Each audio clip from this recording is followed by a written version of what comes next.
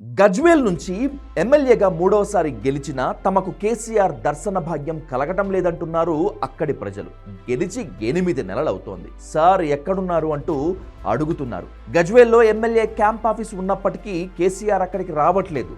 నియోజకవర్గ ప్రజలు ఏదైనా పని ఉండి ఫామ్ హౌస్కి వెళితే అక్కడ కేసీఆర్ను కలవనీయటం లేదని వాపోతున్నారు. కేసీఆర్ 10 ఏళ్లు సీఎంగా ఉన్నప్పుడు కూడా గజ్వేల్ ప్రజలది ఇదే పరిస్థితి. సీఎంగా బిజీగా ఉండటంతో ఆయన హైదరాబాద్ ప్రగతి భవన్ వదిలి రాలేదు. అది తప్పితే ఫామ్ హౌస్లో ఉండేవారు. ఇప్పుడు మాజీ అయ్యారు కదా, ఇప్పటికైనా తమను కలిస్తే తప్పేంటని ప్రశ్నిస్తున్నారు గజ్వేల్ నియోజకవర్గ ప్రజలు.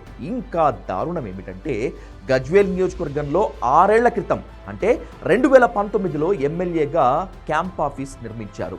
అది ఓపెన్ అయ్యాక ఇప్పటి వరకు అడుగు పెట్టలేదు కేసీఆర్. ఇక నుంచి ప్రతి నెల క్యాంప్ ఆఫీస్లో ప్రజలకు దగ్గరగా ఉంటానని మొన్నటి ఎన్నికల ప్రచారంలో చెప్పిన కేసీఆర్ ఆ మాట మర్చిపోయారు.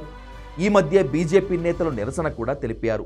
కేసీఆర్ను 3 సార్లు గెలిపించినప్పటికీ ఒక్కసారిగా ఇక్కడకు రావటం లేదు. కేసీఆర్ ఎక్కడున్నాడో తెలియదు అంటూ పోస్టర్లు అంటించి నిరసన తెలిపారు కాషాయ నేతలు.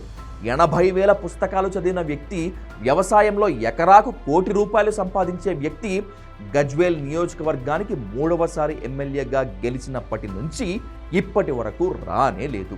ఆయన ఆచూకీ చెప్పండి అంటూ బీజేపీ నేతలు పోలీస్ స్టేషన్లో ఫిర్యాదు కూడా చేశారు. ఈ మధ్యే గజ్వేల్ మున్సిపాలిటీలోని డబుల్ బెడ్రూమ్ ఇండ్ల లబ్ధిదారులు కూడా తమ సమస్యలు పరిష్కరించాలంటూ కేసీఆర్ ఫామ్ హౌస్కి వచ్చారు. కేసీఆర్ కలవకపోవడంతో ఫామ్ హౌస్ ముందు ధర్నా చేశారు. కేసీఆర్ ఎన్నికల్లో ఇచ్చిన మాట నిలబెట్టుకోవాలని గజ్వేల్ ప్రజలు కోరుతున్నారు.